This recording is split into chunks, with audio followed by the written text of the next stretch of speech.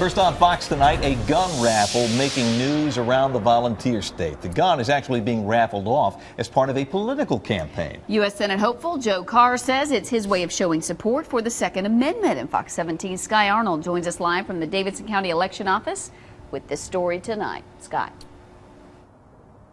Well, guys, next August, voters will come here to the polls and decide the Republican primary for U.S. Senate. Again, it's pitting Senator Lamar Alexander against Joe Carr. Now, both men are strong supporters of the Second Amendment, but Carr, as you mentioned, is taking that support to a whole new level. He's giving away a gun.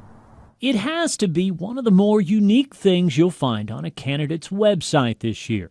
Republican Joe Carr wants to give away a Beretta handgun. It's the one, Sky, the one right that we have that always seems to be under attack. Carr tells me he's raffling the gun to show support for a Second Amendment he believes is under attack by the federal government. There are a lot of us in the South, in rural America, who believe that if you take away our Second Amendment, then what you have is you don't have any protection for the other 9. Already, thousands have responded to the free web raffle, but not everyone thinks this is the best way to support gun rights. I think it's a bit of a risky publicity stunt on his end to raffle that off. It's obviously he's seeking attention. Kat Wright is with the organization that formed after the Sandy Hook massacre, called Moms Demand Action.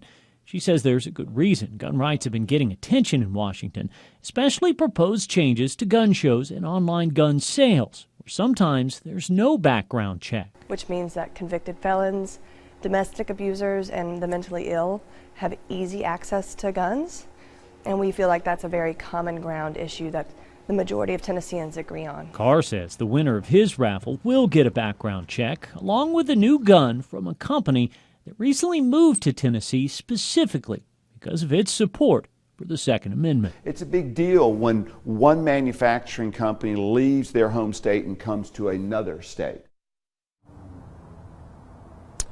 Now, we should mention Moms Demand Action does not oppose gun ownership. The organization simply has strong support for various restrictions, including, as we just mentioned, stronger background checks. The organization also stressed to me tonight that it is not endorsing any candidate in this race or in any other race. We're live in Nashville. Sky Arnold, Fox 17 News.